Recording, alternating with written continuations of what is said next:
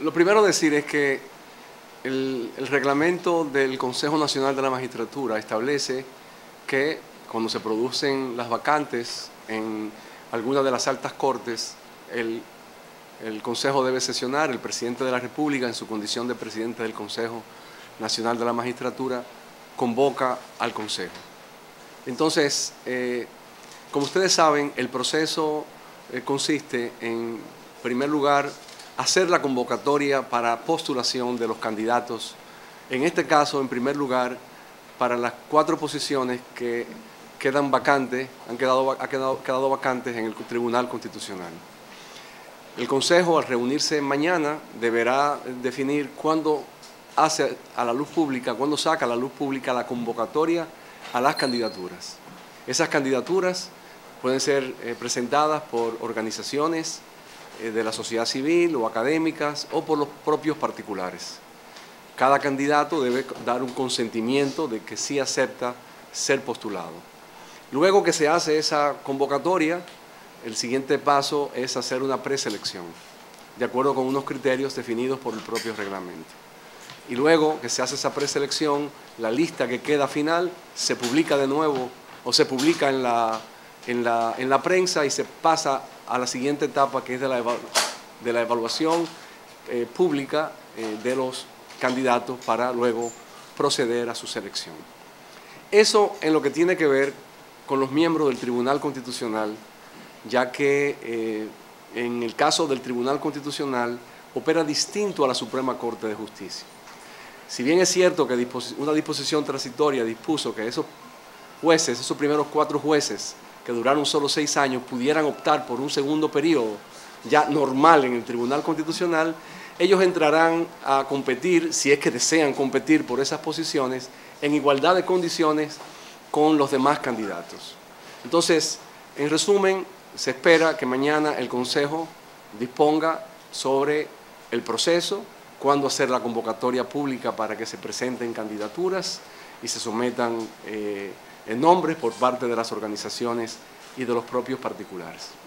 En cuanto a la Suprema Corte de Justicia, la situación es distinta porque la Constitución establece que, cumplidos 7 años, cuando son elegidos los miembros de la Suprema, estos miembros deben ser evaluados por el Consejo Nacional de la Magistratura.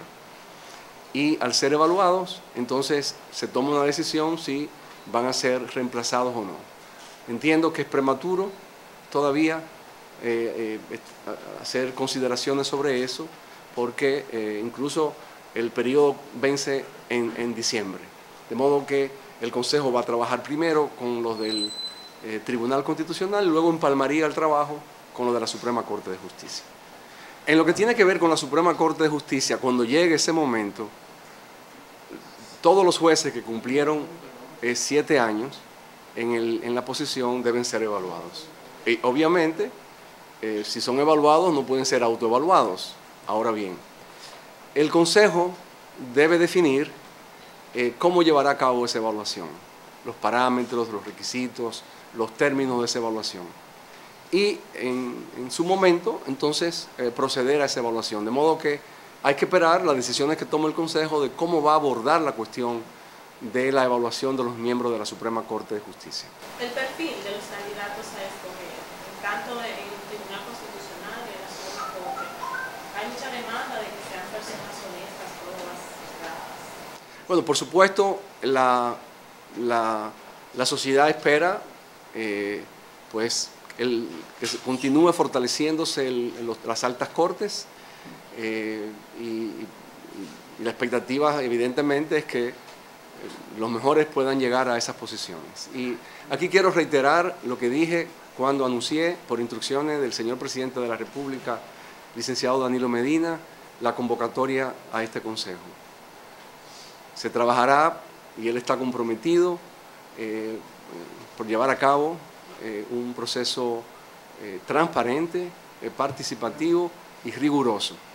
Un proceso en que todo el que quiera aspirar lo pueda hacer, cumpliendo con los requisitos constitucionales y legales para ello, y obviamente en la búsqueda de la excelencia, de la integridad en ese proceso de selección. Por el Presidente de la República está comprometido tanto o como el que más en cuanto a que este proceso sea transparente, riguroso y participativo y que salga lo mejor de este proceso.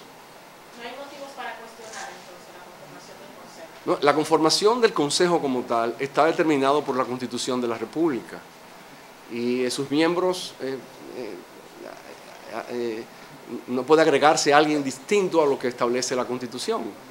Y entonces, desde nuestro ángulo, no puedo comentar sobre su composición porque está integrado por los miembros que la Constitución dice que deben estar ahí, presidido por el presidente de la República y obviamente ustedes saben ya el resto de la composición de ese Consejo.